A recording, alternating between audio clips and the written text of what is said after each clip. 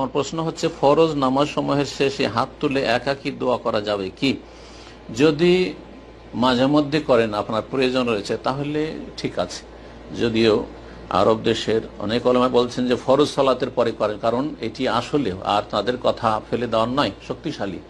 সেটা হচ্ছে যে ফরজ সালাতের পরে দোয়া, হাত উঠিয়ে দোয়া করার নবী সাল্লাল্লাহু আলাইহি ওয়াসাল্লাম জীবনে কখনো করেননি, একাও করেননি, আর সম্মিলিতও করেননি। সুতরাং কোন সহিহ হাদিস নাই মর্মে। আর সেটি হচ্ছে জিকির আজকারের ক্ষেত্র, দুয়ার ক্ষেত্র নয়। সালাম ফেরার পরে এটি হচ্ছে মওতানু জিকির, জিকিরের ক্ষেত্র। জিকির করবেন, আস্তাগফিরুল্লাহ আস্তাগফিরুল্লাহ আস্তাগফিরুল্লাহ, আল্লাহুম্মা আনতা সামিউকা সালাম তাবারাকতা ওয়া জালালু ওয়াল ইকরাম। বেশ অনেকগুলি জিকির আজকার রয়েছে, সেসব জিকির আজকার পাঠ করবেন, এটি দুয়ার ক্ষেত্র নয়। সুতরাং অন্য সময় দোয়া করবেন।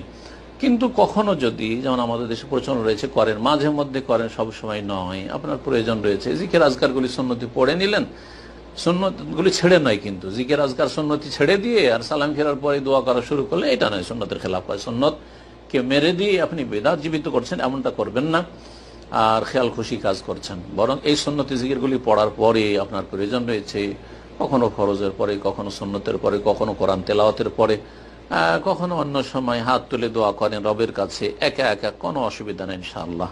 আল্লাহ কবুল করুন।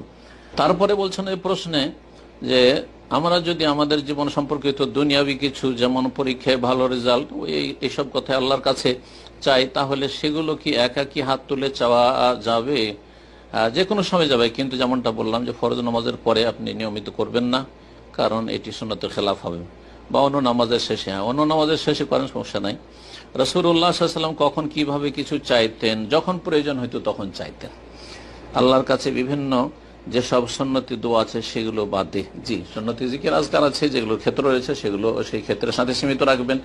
আর যখন যার প্রয়োজন হবে সে অনুযায়ী, রাসূলুল্লাহ সাল্লাল্লাহু আলাইহি ওয়াসাল্লাম বদরের প্রান্তে গেছেন, যুদ্ধ শুরু হতে যাবে, তার আগে রাসূলুল্লাহ সাল্লাল্লাহু আলাইহি ওয়াসাল্লাম খুব বেশি দোয়া করেছেন হাত তুলে।